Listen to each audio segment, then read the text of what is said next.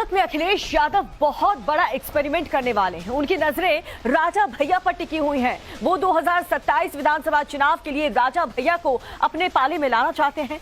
कभी राजा भैया को पहचानने से इनकार करने वाले अखिलेश यादव का राजा भैया के प्रति जो सॉफ्ट कॉर्नर अब दिख रहा है, क्या वो सियासी प्रयोग वाकई में मुमकिन हो पाएगा? क्या योगी आदित्यनाथ की तारीफ करने वाले राजा भैया वाकई में बीजेपी के खिलाफ हो जाएंगे? कयासों और सवालों के बीच कुंडा में जो नई हलचल हो रही है, उस पर यह खास रिपोर्ट देखिए। कि आदि शंकराचार्य के बाद अगर कोई सनातन उत्थान का और हिंदू उत्थान का कार्य कर रहा है तो श्रीमान नरेंद्र मोदी। उत्तर प्रदेश के लॉ एंड ऑर्डर की मिसाल उत्तर प्रदेश के बाहर भी दी जाती है और प्रशंसा होती है। कि हम सभी लोगों के लिए खुशी की बात है। हम लोगों का सौभाग्य, इस पीढ़ी का सौभाग्य है कि अपने जीवन काल में भगवान श्री राम के भव्य मंदिर का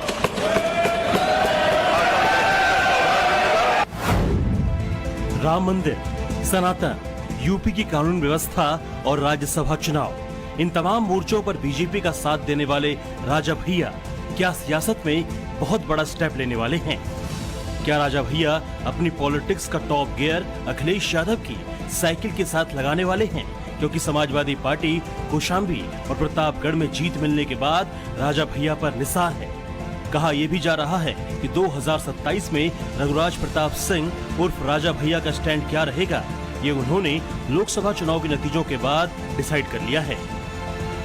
निश्चित तौर पे राजा भैया जी का जो आह्वान था या जो मदद थी उनकी पार्टी के द्वारा, उनके कार्यकर्ताओं के द्वारा, उसका भी हमें समर्थन मिला और उसके सहयोग से निश्चित तौर पे बीजेपी को मुंह की खानी पड़ी और समाजवादी पार्टी को विजयश्री मिली। इसके लिए सबका आभार, सबका धन्यवाद। राजा भैया और समाजवादी पार्टी के कौशाम्बी से युवा सांसद पुष्पेंद्र सरोज की मुलाकात की ये तस्वीरें इशारा कर रही हैं कि विधानसभा चुनाव के लिए अखिलेश बड़ी डील करना चाहते हैं। मिशन 2027 को कंप्लीट करने के लिए उनका फोकस राजा भैया पर भी हो सकता है। सूत्रों के मुताबिक शिवपाल यादव इसके लिए जिम्मा संभाल सकते हैं, जिनके राजा भैया से अच्छे संबंध माने जाते हैं। और वैसे भी राजा भैया इस बार समाजवादी पार्टी से अपने संबंधों को सुधारने से परहेज नहीं कर रहे। कौशाम्बी से लेकर प्रतापगढ़ तक प्रयासों का दौर है। कनेक्शन 2024 के नतीजों से जोड़े जा रहे हैं। इस लोकसभा चुनाव में राजा भैया के समर्थकों के सपोर्ट से ही समाजवादी पार्टी का 100% बहाव बढ़ा है। राजा भैया के समर्थक ने सपोर्ट किया, इसका पूरा समीकरण बदल गया। अगर राजा भैया सपा को सपोर्ट न किए होते तो इतना अच्छा प्रभाव न पड़ता। उनकी वजह से ही सपा जी की प्रतापगढ़ से और कौशाम्बी से दोनों सीट राजा भैया की वजह से ही निकला। उन्होंने कहा था कि जो कैंडिडेट अच्छे हैं आप उनको वोट करिए, तो उनके कार्यकर्ताओं ने देखा जो उनको अच्छे लगे उनको उन्होंने वोट किया, जिससे प्रतापगढ़ और कौशाम्बी 2 लोकसभा सीट विजयी। अगर राजा भैया न सपोर्ट करते तो सपा का समीकरण कम रहता। उनके सपोर्ट करने से चढ़ गया। कौशाम्बी और प्रतापगढ़ ये ऐसी लोकसभा सीट है जहां राजा भैया का दबदबा माना जाता है और ये दोनों ही सीटें 2014 और 2019 में एनडीए ने जीती। मगर 2024 के इलेक्शन में रिजल्ट बिल्कुल अलग रहा और इसका बहुत बड़ा कारण बताए जा रहे हैं राजा भैया।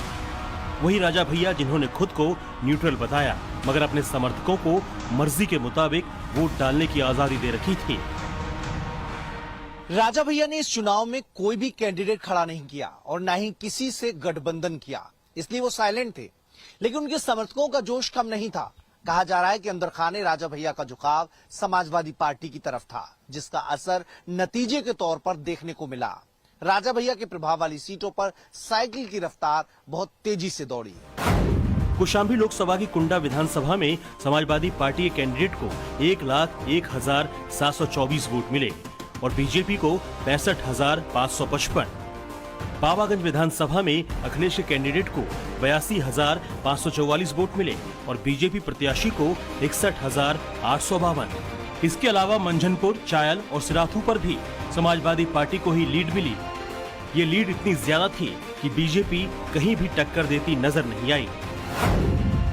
राजा भैया के असर वाली प्रतापगढ़ लोकसभा सीट का भी कुछ यही हाल रहा, जहां रामपुर खास, प्रतापगढ़ सदर, रानीगंज और पट्टी में साइकिल का प्रत्याशी बढ़त बनाने में सफल रहा, जबकि विश्वासनाथगंज विधानसभा में बीजेपी।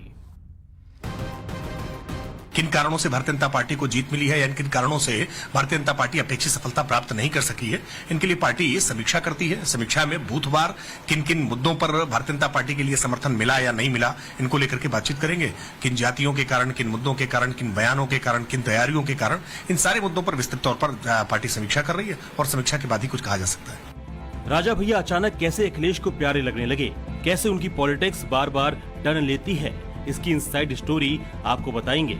मगर पहले ये समझिए कि राजा भैया को नहीं साधना बीजेपी को कितना भारी पड़ सकता है। कौशाम्बी में 3 विधानसभा सीटें आती है और तीनों पर ही फिलहाल समाजवादी पार्टी का कब्जा है, जबकि प्रतापगढ़ में 7 विधानसभा सीटें हैं, जिसमें 2 पर राजा भैया की पार्टी जनसत्ता दल लोकतांत्रिक है, 2 पर समाजवादी पार्टी है, 1 पर कांग्रेस, 1 पर बीजेपी और 1 पर अनुप्रिया पटेल का अपना दल। अगर राजा भैया से जारी विवाद नहीं सुलझाया गया तो फिर इसका इम्पैक्ट बहुत बड़ा हो सकता है। लोकसभा चुनाव के दौरान रघुराज प्रताप सिंह उर्फ राजा भैया की केंद्रीय गृह मंत्री अमित शाह से बेंगलुरु में मुलाकात हुई थी। इसके पहले संजीव बालियान और विनोद सोनकर भी राजा भैया से उनके महल में लगभग 20 मिनट तक मिल चुके थे। साथ ही बीजेपी के निशिकांत दुबे ने भी राजा भैया से मुलाकात की थी। 3 दौर की इस मीटिंग के बाद भी राजा भैया को मनाया नहीं जा सका। सूत्रों के मुताबिक चुनाव की रिव्यू मीटिंग में योगी आदित्यनाथ ने इन सभी पॉइंट्स पर विचार किया है और अब वो आगे की रणनीति बना रहे हैं। मिर्जापुर में अनुप्रिया पटेल जैसे तैसे 37,000 वोटों से जीत गई, वरना राजा भैया के खिलाफ उनकी बयानबाजी भारी पड़ने वाली थी। इससे पैदा नहीं होता, ईवीएम के बटन से पैदा होता है। तो ऐसे स्वघोषित राजाओं को जिन्हें लगता है कि कुंडा हमारी जागीर है, उनके भ्रम को तोड़ने का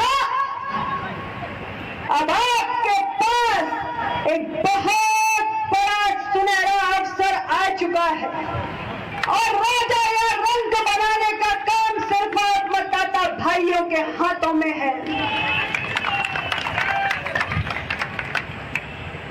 मैं आप सब लोगों से कहना चाहती हूँ, राजा भैया पहले ही